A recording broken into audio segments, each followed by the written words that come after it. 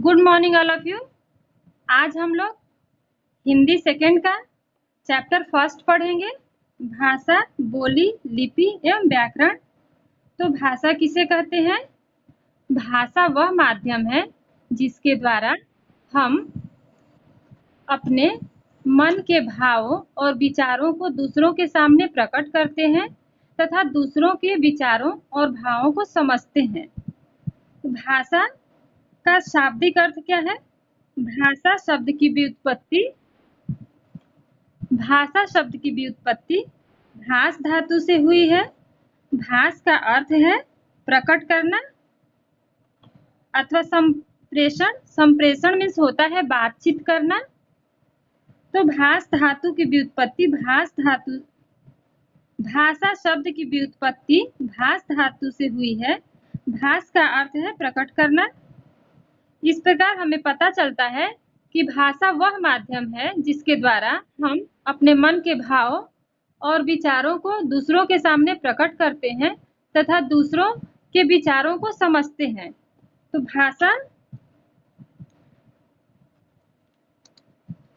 भाषा 3 प्रकार की होती है। मौखिक भाषा, लिखित भाषा और सांकेतिक भाषा। मौखिक भाषा जब हम अपने मन के विचारों को बोलकर दूसरों के सामने प्रकट करते हैं तथा दूसरे सुनकर हमारी बात को समझते हैं, उसे हम मौखिक भाषा कहते हैं। जैसे फोन पे बात करना, भाषण देना, ये सब क्या है? मौखिक भाषा के उदाहरण है। लिखित भाषा जब हम लिखकर अपने मन के भाव और विचारों को प्रकट करते हैं और सामने वाला व्यक्ति पढ़कर हमारी बातों को समझता है, उसे हम भाषा का लिखित रूप कहते हैं। जैसे पत्र लिखना, निबंध लिखना या पत्र पढ़ना भी लिखित भाषा के अंतर्गत आता है, क्योंकि पढ़कर कोई हमारी बात को समझ रहा है। पत्र लिखना, पत्र पढ़ना, निबंध लिखना, निबंध पढ़ना, ये सब लिखित भाषा के उदाहरण हैं। सांकेतिक भाषा जब हम संकेत के माध्यम से अपने भाव तथा विचारों को दूसरों के सामने प्रकट करते हैं तथा दूसरों के विचारों को समझते हैं, उसे हम सांकेतिक भाषा कहते हैं। सांकेतिक भाषा जैसे ट्रैफिक लाइट होता है, वहाँ पे संकेत के माध्यम से हम समझाया जाता है। रेड मीन्स रुक, रेड जब जलता है इसका मतलब रुक जाना, येलो मीन्स सावधान और हरा मीन्स जाना। इस तरह वहाँ पे संकेत के माध्यम से समझाया जाता है। इसके अलावा क्रिकेट में अंपायर जो है, यहाँ पे दिख रहा है, अंपायर जो है वो इशारों से बताता है, इशारों का प्रयोग करता है, इशारों के माध्यम से अपनी बातों को लोगों तक पहुंचाता है। इसके अलावा जब हम किसी वस्तु की तरफ इशारा करते हैं और दिखाते हैं किसी वस्तु की तरफ और बताते हैं उसके विषय में, जैसे एक लड़का है तो अपनी माँ से चांद को दिखाता है और पूछता है कि वो क्या है, तो ये सांकेतिक भाषा का उदाहरण है। परिभाषा दिया हुआ है भाषा की। तो भाषा वह साधन है जिसके द्वारा हम अपने मन के भाव और विचारों को दूसरों के सामने प्रकट करते हैं तथा दूसरों के विचारों एवं भावों को समझते हैं, उसे हम भाषा कहते हैं। भाषा के विशिष्ट रूप, इन 3 भाषा के जो 3 रूप हम पढ़े हैं, लिखित, मौखिक और सांकेतिक, इसके अलावा भाषा के कुछ और रूप हैं, उसे देख लेते हैं। मातृभाषा। मातृभाषा किसे कहते हैं? जिस भाषा से बच्चा या फिर जिस भाषा को हम अपनी माँ से तथा अपने परिवार से सीखते हैं, उसे हम मातृभाषा कहते हैं। हमारी जो मातृभाषा है वो हिंदी है। हिंदी भाषी परिवार के लोग अपने बच्चे को हिंदी सिखाते हैं, उनके बच्चे हिंदी सीख लेते हैं। उर्दू भाषी परिवार के लोग अपने बच्चे को उर्दू सिखाते हैं, उनके बच्चे उर्दू आसानी से सीख जाते हैं। इस तरह जिस भाषा को हम अपनी माँ तथा परिवार से सीखते हैं, उस भाषा को मातृभाषा कहते हैं। हमारी मातृभाषा क्या है? हिंदी है। बोली किसी क्षेत्र विशेष में बोली जाने वाली भाषा को हम बोली कहते हैं। इसका एक सीमित क्षेत्र होता है। बोली का एक सीमित क्षेत्र होता है। यह भाषा का अल्प विकसित रूप होता है। तो बोली किसे कहते हैं? बोली किसी क्षेत्र विशेष में बोली जाने वाली भाषा है। यह भाषा का सीमित रूप है, अल्प विकसित रूप है। जैसे उत्तर प्रदेश में अवधी, ब्रज, भोजपुरी की प्रमुखता है। और उसी तरह कुछ अन्य बोलियां हैं, राजस्थानी, बुंदेली, छत्तीसगढ़ी, बघेली आदि। इस तरह बोली जो है एक सीमित क्षेत्र में बोली जाती है और ये भाषा का अल्प विकसित रूप है। राजभाषा भारतीय संविधान के अनुच्छेद 343 के अंतर्गत 14 सितंबर 1949 को हिंदी को राजभाषा का दर्जा मिला था। इससे पहले जो अंग्रेज थे वो अपनी सुविधा के लिए अंग्रेजी भाषा को ही राजभाषा के रूप में यूज किया जाता था और हिंदी को नहीं किया जाता था, क्योंकि हिंदी उनको अच्छे से समझ में नहीं आती थी। तो जब हमारा देश आज़ाद हुआ तब हमारे देश के जो महान नेता हैं वो हिंदी को 14 सितंबर 1949 को राजभाषा का दर्जा मिला, यानी कि जो कार्यालय हैं, कार्यालयों में जो जिस भाषा का प्रयोग किया जाने लगा वो अंग्रेजी के साथ साथ हिंदी में भी किया जाने लगा। इसलिए प्रतिवर्ष 14 सितंबर को हम लोग हिंदी दिवस मनाते हैं, क्योंकि उसके बाद जो कार्यालयों की जो भाषा है, कार्यालयों में जो कामकाज की भाषा है उसमें हिंदी का प्रयोग होने लगा। हिंदी को जो मान्यता मिल गई। राष्ट्रभाषा किसे कहते हैं? जिस भाषा को राष्ट्र के अधिक से अधिक लोग बोलते और समझते हैं उसे हम राष्ट्रभाषा कहते हैं। तो हिंदी भाषा को हमारे देश के ज़्यादा लोग समझते और बोलते हैं, इसलिए हमारी राष्ट्रभाषा क्या है? हिंदी है। अन्य भारतीय भाषाएं। राष्ट्रभाषा हिंदी के अतिरिक्त भारतवर्ष में अन्य अनेक भाषाएं बोली जाती हैं, जैसे संस्कृत, पंजाबी, मराठी, तमिल, तेलुगु, मलयालम, कन्नड़, उर्दू, गुजराती, उड़िया आदि। तो ये अन्य भाषाएं हैं जो भारत में बोली जाती हैं। विश्व में बोली जाने वाली कुछ प्रमुख भाषाएं। विश्व में कौन कौन सी भाषा बोली जाती है? अंग्रेजी, रूसी, जर्मन, फ्रेंच आदि। और विश्व में बोली जाने वाली भाषाओं में हिंदी का कौन सा स्थान है? तो हिंदी का तीसरा स्थान है। विश्व में तीसरे नंबर पर हिंदी है जो सबसे अधिक बोली जाती है। इससे पहले दो और भाषा हैं, अंग्रेजी और चीनी, उनका स्थान है। लिपि हर एक भाषा में कुछ निश्चित चिन्ह होते हैं जिसके द्वारा उसको लिखा जाता है। तो किसी भी भाषा के लिखने के ढंग को हम लिपि कहते हैं। जो भाषा के लिखने के चिन्ह होते हैं उसी को हम लिपि कहते हैं। तो लिपि किसे कहते हैं? भाषा के लिखने के ढंग को हम लिपि कहते हैं। यहाँ परिभाषा दिया हुआ है। भाषा के वर्णों को लिखकर प्रकट करने के लिए निश्चित किए गए ध्वनि चिन्हों को लिपि कहते हैं। ध्वनि को हम वर्ण या अक्षर भी कहते हैं।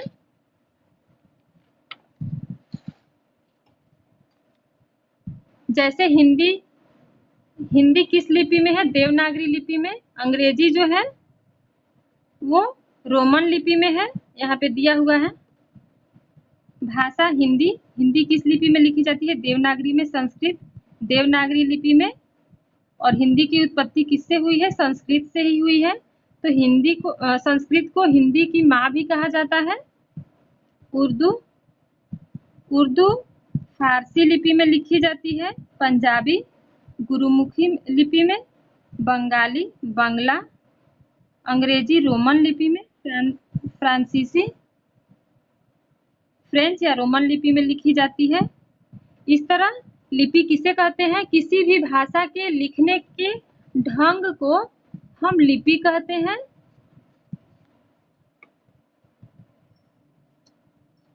जैसे व्याकरण किसे कहते हैं? व्याकरण वह शास्त्र है जिसके द्वारा हम शुद्ध लिखना, पढ़ना और बोलना सीखते हैं। जैसे यहाँ दो छात्र वार्तालाप कर रहे हैं आपस में, दो छात्र बात कर रहे हैं। ये है रत्नेश और सुरेश। रत्नेश बोल रहा है अपने दोस्त सुरेश से, मेरी बहन रात को खूब रोता है। तो ये रोता है, उसकी बहन स्त्रीलिंग है, तो रोता है नहीं होना चाहिए। तो यहाँ पे गलत, व्याकरण के अनुसार ये गलत है। तो सुरेश बोल रहा है तुम गलत बोल रहे हो रत्नेश, तुम्हें कहना चाहिए कि मेरी बहन रात को खूब रोती है। इस तरह व्याकरण के द्वारा हम शुद्ध पढ़ना, लिखना और बोलना सीखते हैं। फिर वो बोलता है कि ठीक है, तुम्हारा कथन सत्य है सुरेश, अब मैं आगे से गलती नहीं करूंगा। तो व्याकरण के द्वारा हम शुद्ध पढ़ना, लिखना और बोलना सीखते हैं। व्याकरण के अंग,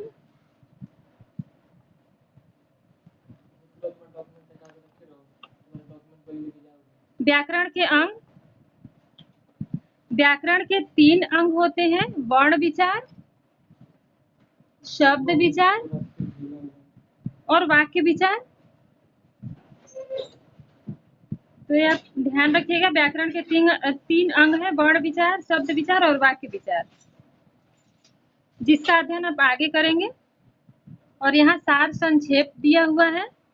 भाषा, भाषा किसे कहते हैं? तो भाषा वह माध्यम है जिसके द्वारा हम अपने मन के विचारों और भावों को दूसरों के सामने प्रकट करते हैं या दूसरों के भावों को समझते हैं। भाषा के कितने रूप होते हैं? भाषा के 3 रूप होते हैं, मौखिक, लिखित और सांकेतिक। ध्वनियों के लिखने की विधि क्या कहलाती है? लिपि कहलाती है। भाषा को परिष्कृत, शुद्ध बनाने वाले शास्त्र को व्याकरण कहा जाता है। हिंदी हमारी मातृभाषा एवं राष्ट्रभाषा है। क्वेश्चन आंसर देखिए, भाषा किसे कहते हैं? इसके कितने प्रकार होते हैं? तो इसके प्रकार बताइए। तो भाषा, आप यहाँ से लिख सकते हैं इसका आंसर, यहाँ ऊपर दिया हुआ है। भाषा वह माध्यम है जिसके द्वारा मनुष्य अपने विचारों, भावों एवं कथनों का आदान प्रदान करता है। तो आप नहीं लिखे होंगे तो यहाँ से लिख लेंगे और उसके आगे लिख लेंगे भाषा 3 प्रकार की होती है, लिखित, मौखिक और सांकेतिक। हाँ, तो ये पहले का आंसर यहाँ हो जाएगा। ठीक है, ये दोनों है यहाँ। लिपि किसे कहते हैं?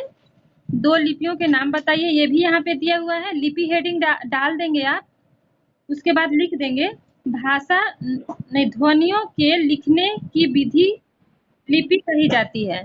यहाँ इसका आंसर दिया हुआ है, दिख रहा है आपको ना, आपके बुक में होगा। तो इसको आप लिख, तो बुक तो लेना पड़ेगा ना बेटा, बुक लेंगे तभी तो समझ में आएगा, ऐसे तो नहीं समझ में आएगा।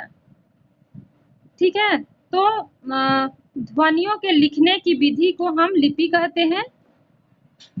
तो इसको आप लिख लेंगे। 2 लिपि का नाम बताना है, तो देवनागरी लिपि, फारसी, रोमन, कुछ भी आप 2 लिख सकते हैं, यहाँ लिपि का नाम दिया हुआ है, देवनागरी और रोमन लिख सकते हैं। व्याकरण किसे कहते हैं? परिभाषा लिख, भाषा नहीं, व्याकरण वह शास्त्र है, व्याकरण वह शास्त्र है जिसके द्वारा हम शुद्ध लिखना, पढ़ना और सीखते हैं, उसे हम व्याकरण कहते हैं। व्याकरण के प्रमुख 3 भागों के नाम लिखिए। तो यहाँ पे दिया हुआ है व्याकरण के 3 मुख्य भाग हैं, वर्ण विचार, शब्द विचार और वाक्य विचार। इसको आप लिख लेंगे, ठीक है। नेक्स्ट है, निम्नलिखित प्रांतों की भाषाओं पर सही का चिन्ह लगाइए। उत्तर प्रदेश की भाषा क्या है? अंग्रेजी, अवधी, उड़िया। तो उत्तर प्रदेश की भाषा क्या है? अवधी है। मध्य प्रदेश की भाषा बुंदेली है, छत्तीसगढ़ी है, फ्रेंच है। तो बुंदेली इसका आंसर हो जाएगा। बिहार की भाषा क्या है? अवधी, मैथिली, ब्रज। तो मैथिली इसका आंसर हो जाएगा। उड़ीसा की भाषा क्या है? भोजपुरी, राजस्थानी, उड़िया। तो उड़िया इसका आंसर हो जाएगा। यहाँ सही गलत का निशान लगाना है। भाषण भाषा का लिखित रूप है। भाषण जो है भाषा का लिखित रूप है कि नहीं है? ये गलत है, क्योंकि भाषण देना क्या होता है? मौखिक रूप होता है। हाँ, तो ये गलत हो जाएगा। पहला जो है गलत है। भारत की राष्ट्रभाषा हिंदी है, ये राइट है। केरल की भाषा मलयालम है, ये भी राइट है। भाषा के लिखने के ढंग को हम लिपि कहते, ये भी राइट है। नहीं दिख रहा है?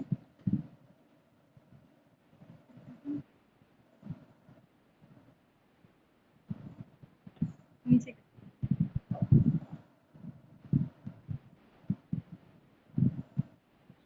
नीचे वाला पढ़ा, ये आपको पढ़ना है। ठीक है, ये सही विकल्पों के साथ वाक्य पूरा कीजिए। हिंदी भाषा किस लिपि में लिखी जाती है? देवनागरी लिपि में। इसका आंसर सेकंड हो जाएगा, देवनागरी लिपि। लिखित भाषा में विचारों को प्रकट करते हैं, लिख कर प्रकट करते हैं, है ना। पढ़कर भी होता है, लेकिन पढ़कर ऑप्शन नहीं है, तो लिखकर इसका आंसर हो जाएगा।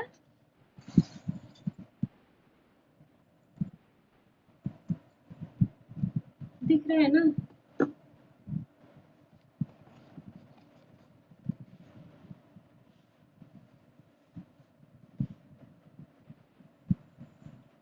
भाषा की शुद्धता का ज्ञान किससे होता है? व्याकरण से होता है।